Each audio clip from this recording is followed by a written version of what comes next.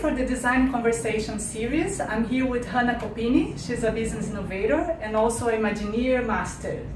So the Imagineering Masters is a master's that teaches a design methodology, and within the masters there is a lot related to design approaches and constructionism.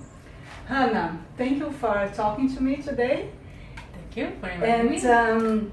So what I would like to talk to you, I know you have been working a project and using some design tools, and I know you have used the GamePlan, and I would love to hear from you some insights on what is GamePlan, what is the power of it, and how can you use it?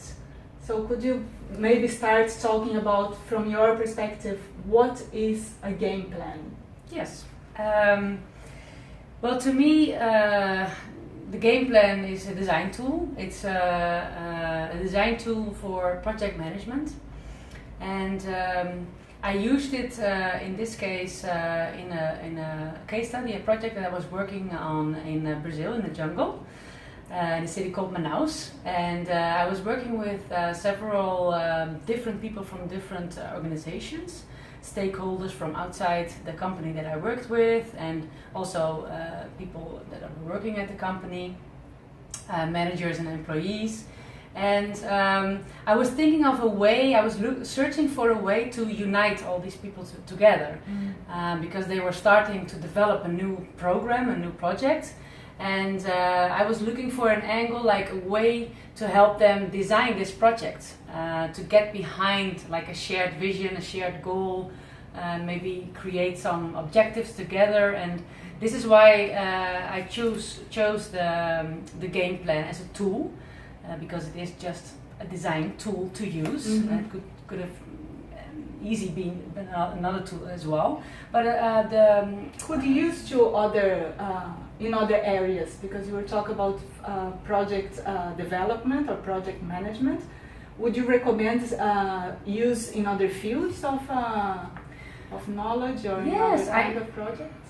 For sure. I think it's not very limited, actually. I think you can use it in this case. We were uniting people from medical backgrounds with people with a technology background, and the interests and the opinions, the ideas, the agendas were quite different from each other. Like everybody had a different perspective, but with a design tool as this, you can get people behind something that is more united, because it brings you tools, it brings you a way of co-creating a project plan.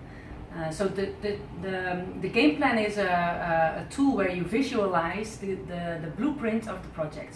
So the uniqueness of the tool is that you actually make something.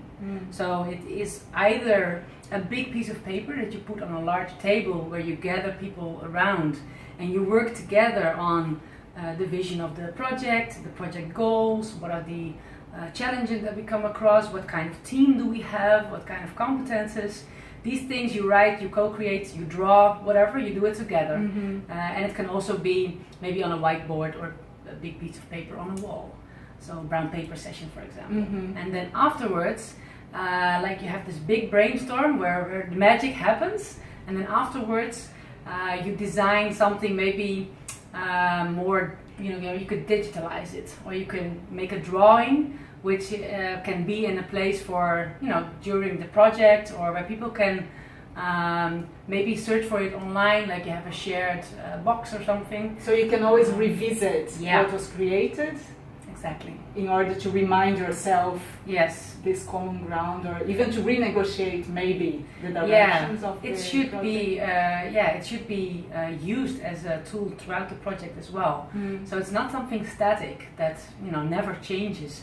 I think actually the ideal thing would be that you have it somewhere and that people just walk by it just to look at, what was the shared vision, and maybe even like add some new qualities or some new competences with just sticky notes, So it should be used also more interactively throughout the project. So I think that's also the strength of it. Yeah.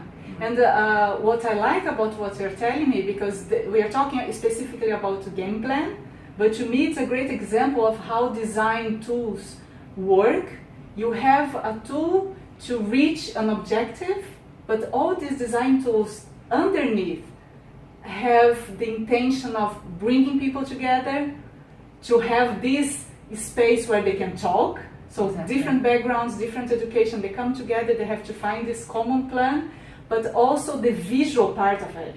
Exactly. So having ideas presented in a visual way also helps you to understand it better, but make different interpretations. So makes it a little bit open for different ways to look at it and different entrances. Exactly, yeah. It's very powerful in that sense. I think on the one hand it could be a start-off where you would normally maybe use your notes and an Excel sheet later to make the planning. This is way, it's more of a inspirational way of working, which could also on itself already generate new ideas and help you throughout the project to try to trust the process that you are co-creating with the people that are from different backgrounds and different areas. And did it work well with this group of people? Yeah, it was very nice. Also because of the different backgrounds, so we had one team with more of a medical background and one with more of a technological background, and to put the people together and use the brainstorm session also as a tool to dialogue about shared visions, shared dreams. So in the sense that it was a moment that everybody seized to really truly get behind this shared vision, this shared goal. It was very useful for that. Great. Yeah. Well, thank you for sharing this story and enlightening us with another important design tool. Cool. Thank you.